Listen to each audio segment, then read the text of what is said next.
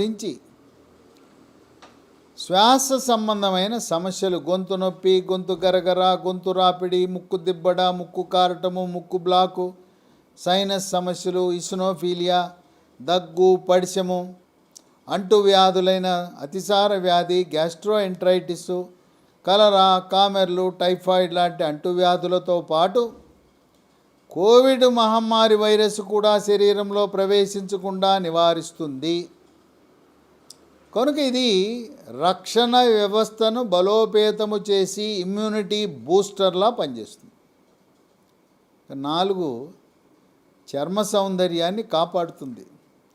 చర్మము నేరేడు పండ్లు తింటే కాంతివంతంగా మెలమెల మెరిసిపోతూ, ముఖం కళగా ఉంటూ, ముఖం మీద మొటిమలు లేకుండా, చర్మంపై పొక్కులు, గుల్లలు, సెగ్గడ్డలు, గజ్జి, తామర లేకుండా నివారిస్తూ, వృద్ధాప్య ఛాయలు, ముఖం మీద ముడతలు, చర్మంపై ముడతలు త్వరితగతిన రాకుండా కూడా నివారిస్తాయి.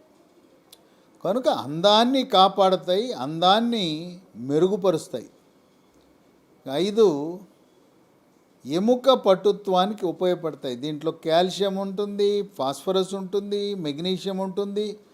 ఎముక పెళుసుదనాన్ని నివారించి, వృద్ధాప్యంలో చిన్న దెబ్బ తగిలితే ఎముకలు ఇరిగిపోతాయి. ముఖ్యంగా తుంటి ఎముక, మణికట్టు దగ్గర ఎముకలు ఇరిగిపోతాయి. ఆ పెళుసుదనాన్ని నివారించటము, నడుము నొప్పి, మోకాళ్ళ నొప్పులు, కీళ్ళ నొప్పులు వాటిని సమర్థవంతంగా ఎదుర్కొంటాయి.